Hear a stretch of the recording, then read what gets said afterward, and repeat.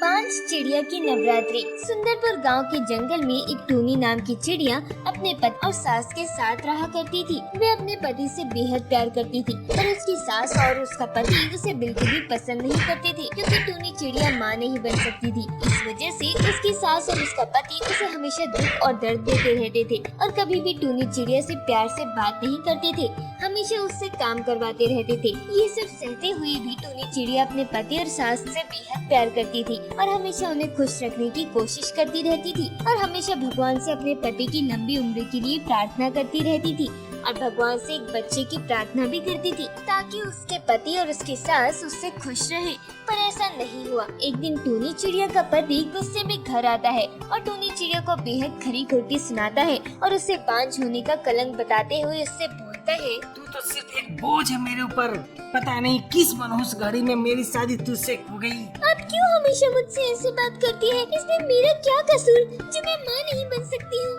इसमें तेरा ही कसूर है। अगर तू मेरी जिंदगी में न होती तो मुझे लोगों के ताने न सुनने पड़ते कि तेरी पत्नी एक बांझ है। यह सुनकर टूनी चिड़िया बेहद उदास हो जाती है और रोने लगती है और मंदिर में जाकर रोते हुए बोलती है, हे भगवान, इसमें मेरी क्या गलती है कि मैं माँ नहीं बन सकती हूँ? मैं अपने पति को हर तरह से खुश रखना चाहती हूँ, पर वे हमेशा मुझ पर गुस्से करते रहते हैं। हे भगवान, तुमने मुझे ऐसा क्यों बनाया है? मेरी सास और मेरे पति मुझसे हमेशा बांझ बांझ बोलकर मुझे हमेशा नीचा दिखाते हैं। अगर मैं बांझ नहीं होती तो मेरे पति और मेरी सास मुझसे हमेशा प्यार करते। भगवान, आपने ऐसा क्यों किया? मेरे नसीब में इतना दुख क्यों लिखा है? फिर एक दिन टूनी चिड़िया घर के कुछ काम कर रही होती है। काम करते हुए टूनी चिड़िया से कांच की प्लेट टूट जाती है, जिस वजह से उसकी सास उस पर बेहद गुस्सा होती है और उसे बेहद उल्टा बोलती है। अरे अंधी है क्या? तुझे कुछ दिखाई ही नहीं देता? पता नहीं तेरा ध्यान कहाँ रहता है। माँ जी, वो मैंने जानबूझकर नहीं गिराई है, गलती से टूट गई। हाँ, अब तो तू यही बोलेगी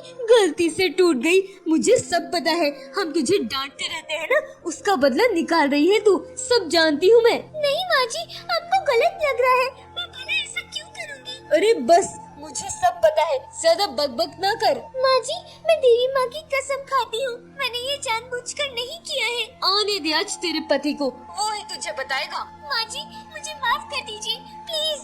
आप उन्हें इस बारे में कुछ मत बताना, वरना मैं भी बहुत गुस्सा होंगी। माँ जी। रात को टूनी का पति आता है और उसकी माँ अपने बेटे गोलू चिड़े को सब बता देती है और बड़ा चढ़ा कर बता देती है, जिससे गोलू बहुत गुस्सा हो जाता है। अरे गोलू, देख ले रे अपनी बीवी को, मुझसे जुबान लड़ा रही थी आज और प्लेट भी तोड़ दी और कह रही थी जिसको जो बोलना है बोल देना, मैं नहीं डरती हूँ किसी से। इतने पर निकल गए उसके, मैं अभी देखता हूँ, आज उसकी खाल उखाड़ दूंगा। ऐसा कहकर गोलू चिड़ा गुस्से में टूनी चिड़िया के कमरे में जाता है। क्यों री, बहुत पर निकल आया है ना तेरे? ला, आज तेरे पर ही कुतर देता हूँ। पर बताइए तो, ऐसा क्या हुआ? माँ जरा ना। माँ जी, मैंने ऐसा कब कहा आपसे? अरे चुप हो जा, मुझे सब पता है। तूने मेरी माँ से जरूर ऐसा बोला होगा। एक तो किसी काम की नहीं है और मेरी माँ से जुबान लड़ाती है बांझ कहीं की।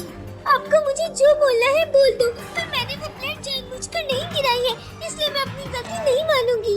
देखा तूने कितनी जुबान लड़ा रही है? हाँ माँ, आज से इसका खाना पीना बंद, तभी तो इसको पता चलेगा। माँ जी, आप जो भी दंड दोगे मुझे मंजूर है, पर माँ जी मैंने जानबूझकर ऐसा नहीं किया था। माँ जी, आप भी मुझे बांझ ना बोला करो, मुझे बहुत बुरा लगता है। आप जो बोलेंगे मैं वो करूँगी, पर माँ जी मुझे बार बार बांझ मत बोला कीजिए, मुझे बहुत बुरा लगता है। मैं ऐसी हूँ, इसमें मेरी क्या गलती है? हाँ, बस कर, चुप हो जा। जब तुझे खाना नहीं मिलेगा ना निको, तभी तेरी अकल ठिकाने आएगी। अगले दिन फिर वो लोग टूनी को कुछ भी खाने के लिए नहीं देते हैं और उससे पूरा दिन काम करवाते हैं। शाम को जब गोलू घर आता है तो टूनी को बहुत खरी खोटी सुनाता है और फिर सो जाता है। टूनी ऐसे ही बहुत दिन तक कुछ भी नहीं खाती है और एक दिन बहुत बीमार हो जाती है और फिर उसकी सास आती है और उसे बोलती है, अरे करमजली, कहाँ मर गई तू? तुझसे एक भी काम ठीक से नहीं होता है। 4 काम बता दो तो तुझसे वो भी नहीं होते हैं। माँ जी, वो मेरी तबीयत खराब हो गई है। हाँ, बहाने बनाने में तो तू एक नंबर है। चुपचाप काम कर, ये बहाने यहाँ नहीं चलेंगे। चल जाके मेरे कपड़े धो दे। ठीक है माँ जी, मैं करती हूँ। और हाँ, घर की साफ सफाई भी कर दियो। कितना गंदा कर रखा है घर, कुछ काम धाम करना तो है नहीं, बस पूरे दिन महारानी की तरह पड़े रहना है। ऐसा कहकर कुहू वहाँ से चली जाती है। बेचारी टूनी बीमार होते हुए भी काम करती रहती है। पहले सबके लिए खाना बनाती है और फिर घर में पोछा। तभी काम करते करते वह बेहोश हो जाती है। फिर अचानक से टूनी पर एक रोशनी प्रकट होती है। जब वह देखती है तो वह और कोई नहीं बल्कि देवी माँ होती है, जो कि टूनी चिड़िया को वरदान देने आती है और टूनी माता को देखकर होश में आती है। टूनी चिड़िया, जितनी पीड़ा तुमने सही है, कोई और होता तो नहीं सह पाता।